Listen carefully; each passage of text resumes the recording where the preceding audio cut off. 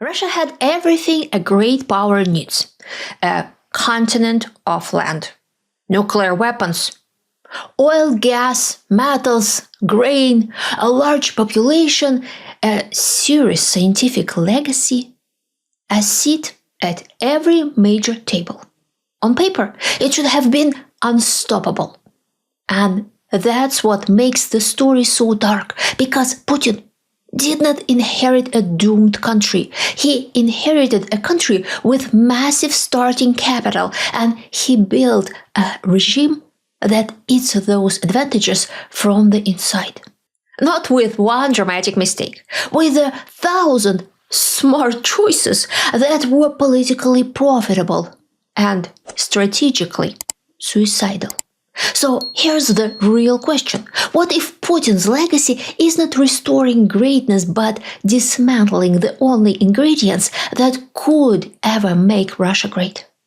I am Elvira Bary, a writer born in the Soviet Union. In this video, I'll show you how Putin has been destroying Russia's great power potential piece by piece while still selling the myth on TV. Here's our roadmap for today. The economy engine. Why a raw material state can't be a great power. The hollow army. Why size does not equal reach and war doesn't equal readiness. Tech dependency. How import substitution becomes quiet surrender. People and talent. How fear and brain drain collapse human capital. Isolation over networks. Why isolation is the opposite of influence. Soft power collapse. How Russia loses what it used to have without firing a shot. Institutions matter. Why one-man rule makes a country fragile. The long game. Why great powers think in decades and Putin can't. If you want to keep this work independent, you can support the channel through Think Tank membership, PayPal, Super Thanks, or Hype Points. And if you are listening on Spotify, tap follow so new episodes land in your feed. Now, let's start with the first ingredient of greatness, the economy that actually builds things. The economy engine. A great power fully owns its value chains. It can build complex products, finance big projects in its own currency, and survive a bad year without begging someone else for credit.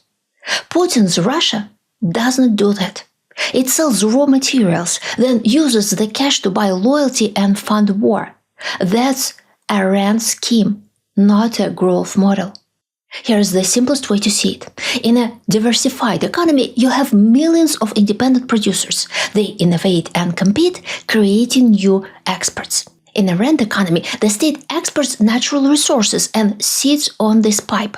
Whoever controls the pipe controls the money, and whoever controls the money controls the country. Putin didn't invent Russia's dependence on oil and gas, but he froze it in place because it's politically perfect. A strong, diversified private economy creates independent people. Independent people become dangerous. So the regime taught everyone a lesson. Big success is allowed only with state permission. You can see this logic in the way property rights work. If you are a real entrepreneur and your company becomes too valuable, you eventually get a partner, a quiet man with connections. And he takes your steering wheel. So the smartest people keep their ambitions small or they leave. Now look at Russia's exports. Energy and commodities account for 85%.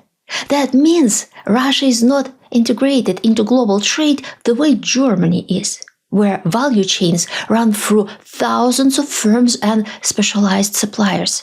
Russia is integrated like a gas station. And then Putin made it worse by turning foreign policy into a permanent crisis. Sanctions and isolation raise the cost of everything complex. advanced machine tools, specialized chemicals, electronics, aviation parts. These are not things you replace with patriotic speeches. So, import substitution becomes a feral show. Labels change, middlemen appear, price rise, quality falls, and the country becomes more dependent on whoever is still willing to sell, mainly China. The currency tells the same story. A strong currency is a signal that the world trusts your institutions and wants your assets. Russia's ruble moves with oil prices, rising slightly and then falling sharply. And the war economy is the final trap. War spending can boost headline GPT for a while, because the state is buying a lot. But it doesn't build a competitive future. It crowds out civilian investment, strains labor, and locks the country into a militarized version of make-do. The Hollow Army. A great power's military is not defined by sheer size. What matters is whether it can project force, sustain campaigns, protect supply chains, and innovate fast. Putin chose the one kind of war that destroys those strengths. A long war turns an army into a furnace. You burn officers, training time, maintenance cycles, stockpiles, and the quiet competence that makes decades to build. And here's the part people miss. Readiness is industrial. You need factories that can produce reliably, logistics that can move fuel and ammunition without corruption eating half of it, repair capacity, modern communications, a professional NCO corps, and you need feedback that tells commanders the truth. Putin's regime is structurally bad at all of this because it punishes truth. In a system built on loyalty, everyone reports success. That means mistakes repeat until they become disasters. And the more centralized the system becomes, the more it depends on one man's instincts, which is the opposite of modern warfare. Now look at what the war exposed. It reveals something humiliating: how much Russia's military machine actually depends on foreign components. Drones, optics, chips, machine tools. This is the bloodstream of modern combat. Russia's domestic production of this is either subpar or non-existent. That's why, when sanctions hit, it had to route the components in through third countries, building grey supply chains. And while Putin sells the image of a fortress, the war forced Russia to become more brittle at home. When your best equipment and best people are tied up for years, you are not projecting power globally. Meanwhile, Ukraine's strikes on refineries, depots, and infrastructure show another modern truth. Deep areas are no longer safe. Cheap drones can reach expensive targets. Every hit forces air defenses, repairs, and shutdowns. It's a constant tax on the state. A great power absorbs shocks. Putin's Russia accumulates them. And then there is the hardest truth: demographics.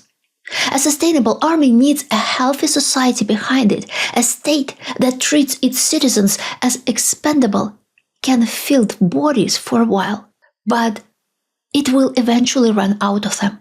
First of volunteers, then of those willing to risk their lives for a big paycheck. I have a video showing how this is happening in Russia today. Tech dependency. A great power has strong domestic research and development. It makes advanced machines, chips, and precision components at scale. It's self-sufficient in critical technologies, such as aerospace, biotech, and most recently, AI. Russia is far behind it. Putin loves the words import substitution. It sounds like dignity. In practice, his system turns it into a workaround culture. That's because real technology is not created by decrees. It is born from independent institutions, long timelines, and market competition. Things that don't exist in Putin's Russia. Here's a visible example. Machine tools, especially CNC machines. These are the machines that make other machines. Today, Russia imports about 90% of the CNC machines it needs. About 62% of these come from China. That means heavy dependence on a single supplier. Even when Russia produces something domestically, the quality gap matters. You can stamp "Made in Russia" on a chip. But if it's generations behind, it won't carry modern systems. The only realistic way to get decent components is through gray channels. Putin's regime makes this worse by design because it's allergic to independent competence. High-tech clusters need people who argue, reject orders, and tell you your plan is stupid. That's the whole point. You want friction inside the lab, so you don't get friction on the battlefield or in the factory. But in Putin's Russia, friction is treated as disloyalty. Before we move on, I'd like to introduce my upcoming novel, The Snow Queen Spring. The story revolves around parallel imports and the grey market schemes that shape modern Russia. I'm deep into the manuscript now, and if you'd like to follow the process, subscribe to my newsletter or connect with me on Facebook and Instagram, where I share early excerpts and illustrations. Marika Snegova, president of a powerful Russian company with deep ties to the state, lives with a terrible secret. When the war in Ukraine begins, her daughter Alisa leaves Harvard behind and heads for Kiev.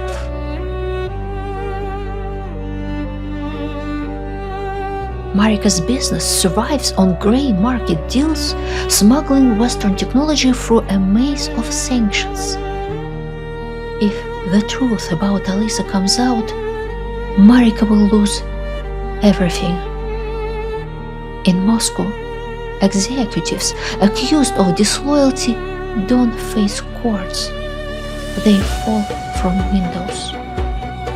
When Alisa suddenly goes silent, fear turns into desperation.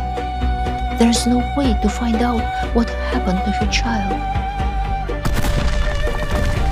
Except one.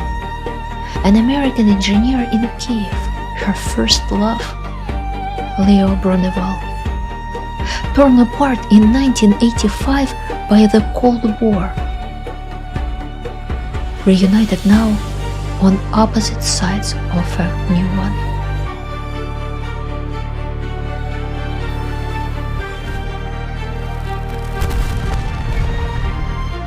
The Snow Queen's Spring. A novel about a collapsing empire and the people who don't break.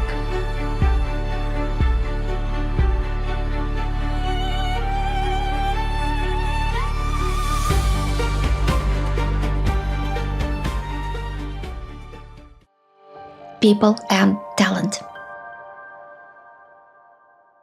A great power thrives on a large and growing workforce, educated specialists, and social mobility. It attracts talent from abroad instead of exporting it. Putin's Russia is doing the opposite. It is shrinking its future. War makes this brutally simple. You lose people in 3 ways at once. 1 is deaths and injuries. 2 is immigration. 3 is a labor market that gets distorted by the military and the military-industrial complex. One estimate puts the number of Russians who left since 2022 at around 650,000.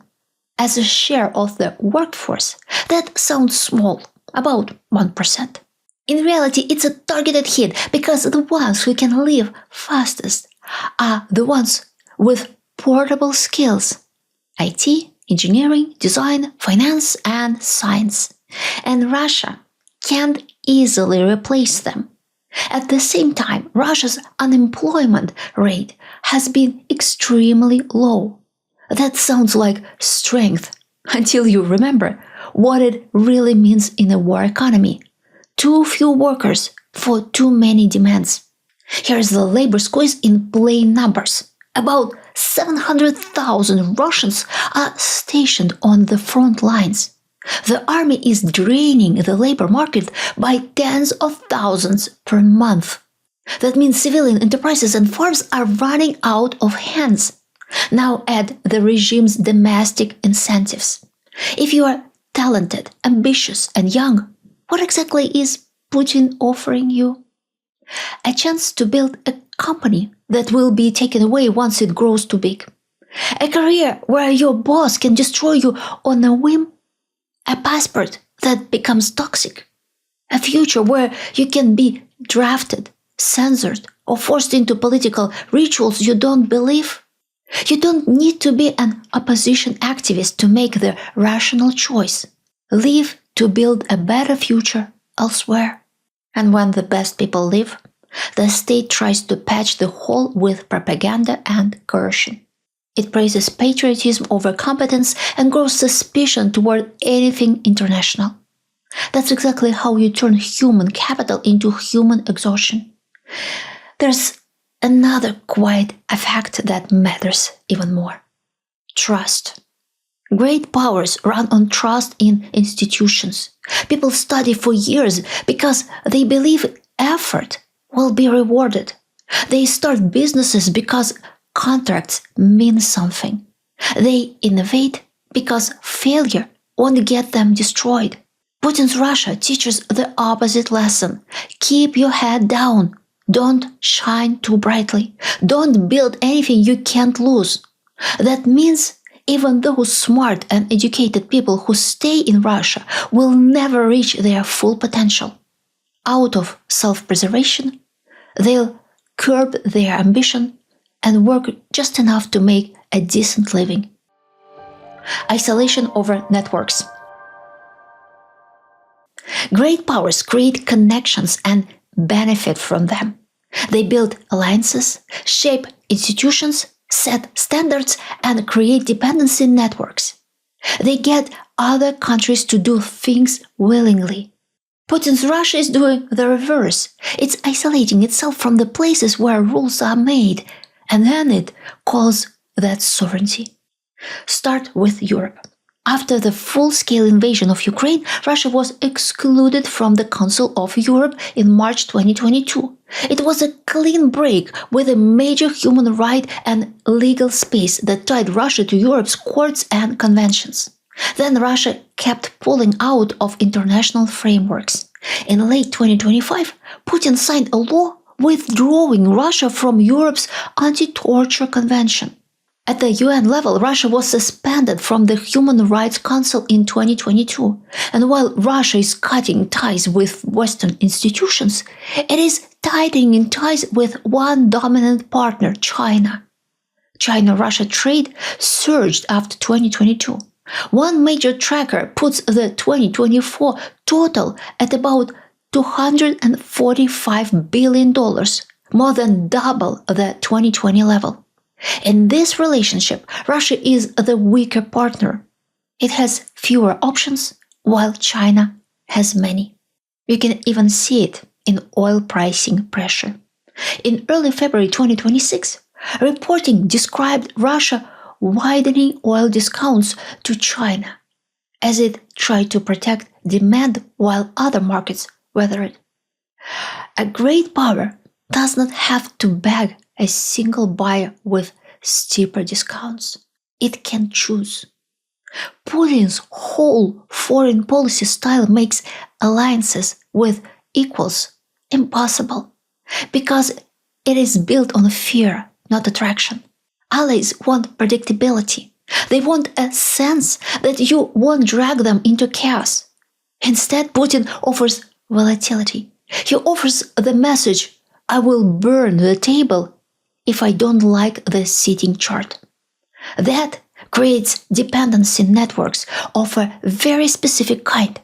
Great trade routes, sanctions evasion, quiet deals, and countries that work with Russia because it's useful, not because it's desirable. This is the opposite of effective networking. Soft power collapse. Soft power is the part of power you don't have to force. It's when people copy you on purpose. They want your universities, your brands, your movies, your language. They trust you enough to tie their lives to your country. Putin keeps talking about respect, but he's building a Russia people learn to avoid. You can measure that in perception data. Brand Finance's Global Soft Power Index tracks how countries are seen across things like reputation, governance, culture, and influence. After the full-scale invasion, Russia has slid out of top 10 because war disgusts publics in most countries. Now, look at the tools Russia traditionally used. Culture, education, Russian houses, scholarships, media abroad. Under Putin, these stop looking like open doors and start looking like a security service with a gift bag. When a cultural center is treated as a political instrument, it becomes toxic. Countries only keep hosting it until the costs get higher than the benefits. You can see that in the growing wave of closures and scandals around Russian house centers. Even in places where Russia still has influence, like Moldova and Azerbaijan, these institutions increasingly get framed as propaganda hubs, not cultural bridges. Education is another tell. Russia still attracts foreign students, especially from countries where medical school is expensive. But this is not the same as genuine soft power. Real soft power is when talented people from rich, competitive countries choose you because they admire your system. Here's a very specific, very human signal. In February 2026, Indian media reported that Russia accounted for more than half of the exploitation, harassment, and discrimination complaints by Indian students abroad in 2025, with a sharp rise over the last few years. This is one of the many ways Putin's Russia keeps producing experiences that tell outsiders you are not safe here, and you are not welcome unless you are useful. So Russia ends up with the worst mix. It relies more on force and intimidation, while the quiet, cheap influence evaporates. Institutions matter. A great power has something boring and priceless: predictable rules. If contracts hold, courts work, and property is safe, people invest for decades. They build factories and plan families. They feel safe because they don't need a personal connection to survive. Putin's Russia runs on the opposite principle. Everything depends on proximity to power. That's why it looks stable on TV and fragile in real life. You can see this in rule of law data. The World Justice Project's Rule of Law Index ranks countries on constraints on government power, absence of corruption, enforcement, civil justice, and more. In the 2024 index, Russia ranked 113 out of 142. That's not a great power profile. And then came the war, which gave the Kremlin a perfect excuse to treat rules as optional. Foreign businesses that stayed in Russia learned a blunt lesson. Even if you follow the law can be rewritten around you. Court cases turn into political tools. Assets get seized or temporarily managed for reasons that sound legal but look like revenge. There is also a domestic version of this. Russia has seen a wave of nationalizations and asset takeovers described as the largest since 1917, with identified book value exceeding trillions of rubles. You don't have to love oligarchs to understand what that does to incentives. If success can be reclassified as strategic and taken, people stop building real value. They shift into safe behavior, cash connections, offshore structures, and short horizons.